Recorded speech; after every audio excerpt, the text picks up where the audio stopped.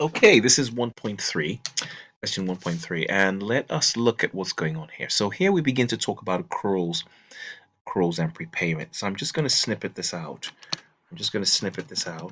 So I can play around with it and do a few things before we put the numbers in. Yeah, let's just do that here. Let's take all this and deal with this here. Right, so what do we have? What do we have here? Oops, sorry, let me just make this bigger. A second. Let me just see if I can make this. Oh, this won't go any bigger. That's fine. Right. So we have a scenario where we are collecting rents. So we are receiving rental income, right? So technically that would be debit bank and credit rental income. That's what's happening here, right? So let's read it. So the first thing we need to pick up on is what is our year end. So we're told that we have a year end of the 31st of March, X7. So this is our year end. Our year end is the 31st of March, X7, no problem. And it says that the cash book currently shows receipts for rental income of 25,550. So into our bank has come in 25,550. Yes, that's come into our bank, 25. This is 2. And we have recorded rental income of 25,550. So this is what's happened during the year. I mean, you're really just chucking those numbers in, really. That's rental income, that's rental income. But you have an opening balance of 2,430. So I'll talk about this here because that explains the next question.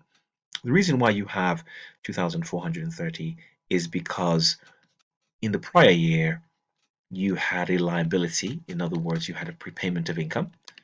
Your tenant had paid you extra 2,430. So you had a liability, if you like, in your accounts in the prior year, right? In the prior year, that's what had happened. So at the beginning of this year, what ends up happening is that I'll just change my pen color, we transfer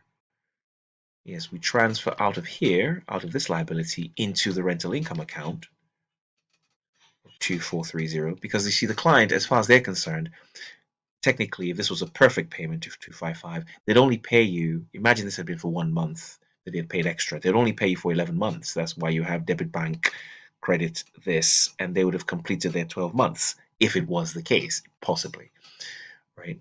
So that's why you have that, because this is coming from a liability account into an income account in the year. So that's why you have this income starting. So technically, you will have 25,550. But the question then says that by the end of the year, this money that they've paid you in the bank includes rentals for an extra month. So again, you have another prepayment, and so yes, we're closing one prepayment account, but in a way, whether you wish to use the same actual T account, it doesn't really matter. Liability prepayment, you're opening another one. Yes, you're opening another one, and that other one is for 2720, and you're having, here you are, you're having a prepayment of 2720 because you're technically trying to reduce this 2550. And so your carry down figure is what will go to your transfer to your income statement, because that will be the rent for 12 months, right? So think of this, imagine these were months. This is the first month for January, this is the year end. So technically consider this sort of the April X6, that month payment, 2430. The person now pays literally from May till April, which covers 12 months, but that goes into the next year, post X7. So this is technically going all the way to the 30th of April, X7, right? But I don't need that. I just need it to the 31st of March. So I need to now take off 2720. And that's how you know what the actual rent for the year is, isn't it? The 1 month plus that.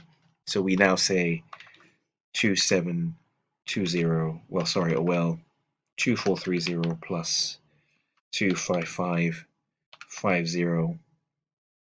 So 2550 minus 2720 gives you a carry down figure of 25260. Yes, and that's what goes to your income statement as rental income.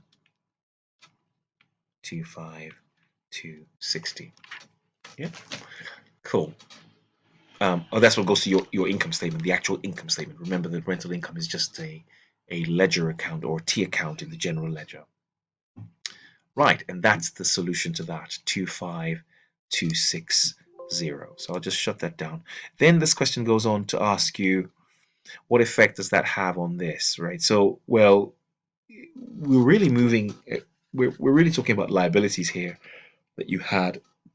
So by you doing what you just did, in a way you are reducing a liability. That's what you're really doing, and moving it into an income account. And by moving it into an income account, by default, you're therefore increasing capital, aren't you? Because income is I minus E. The I increases capital. The whole point of I minus E is to get profit, and profit increases capital. So any increase in I is an increase in capital. There's just nothing happening with assets because we're just dealing with this transaction itself, right? Isn't it? We're just moving something from a liability into income. And that's what happens there.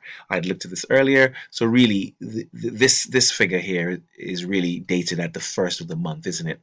Because we're when I say the first of the year, we're bringing this out of the previous year into the beginning of our year, and the beginning of our year, in effect, is the 1st of April 2006. So we start the year.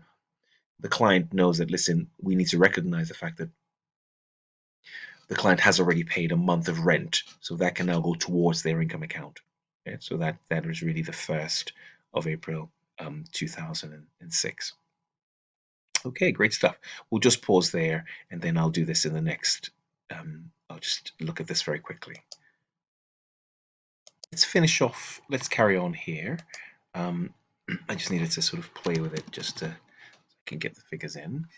What we have here, I'll just snippet this out again just to do some double entry work on this. Okay, so what do we have here? We have here, again, just draw out your T accounts. It's always a good thing. And here it says that at the 31st of March, there was an accrual. So there was an accrual of expense. So you owed an expense of 620.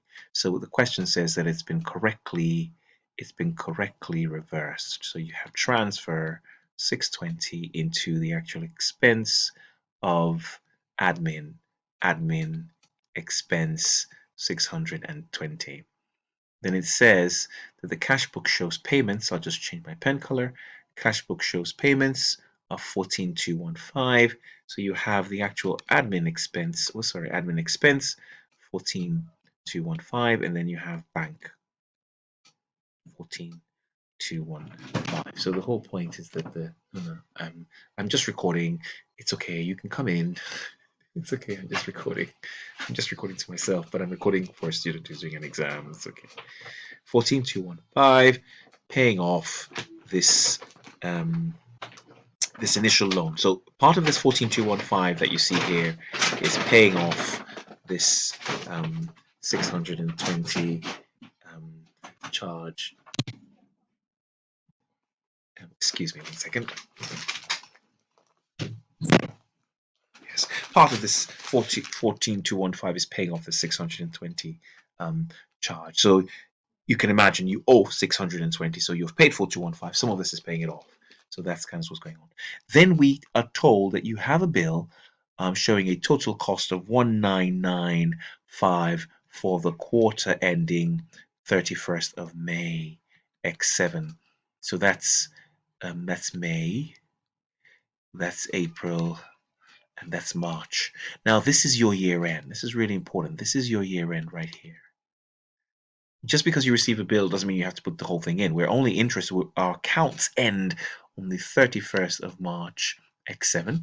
So therefore, you only need to record this one single month from this entire bill. So the entire bill is for 1995 5. So you only need 1 month, right? A third of that. That's all we need. And so a third of that, 3 into 19 is 6. 19 again is 6, and that's 5. So that's 665. So it is only 665 from this bill that we will be recording. So what I'm going to do is I'm going to create another accrual. I mean, I can use the same accrual account. I can use the same accrual account, but I really should use, well, it doesn't really matter. I can use a new one. So I have here 665 here, and sorry, forgive me, 665 here, admin expense, and 665 here, right? So started off with 14215, some of it paying off the 620 from the previous year, and then we have a new accrual of 665. So the admin expense account needs an adjustment by the end of the year. I believe here you should be looking to put in, we'll see what's in there.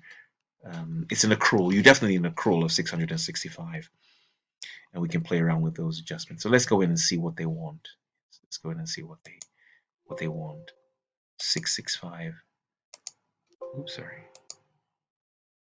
So what you want here is you have an accrued expense at the end of the year of 665, dated at the end of the year, 31st of March, X7.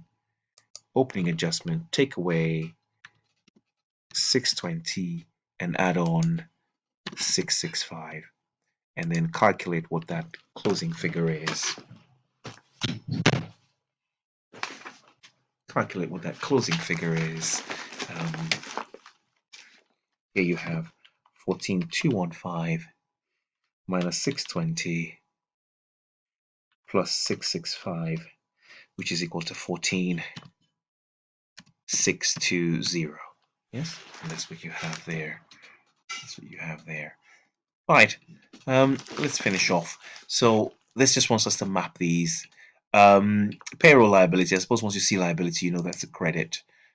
Interest received, that is. So maybe in a way it's interesting to understand what's going on here. They're really asking how these appear in the trial balance. So liabilities will always close out on the credit side, won't they?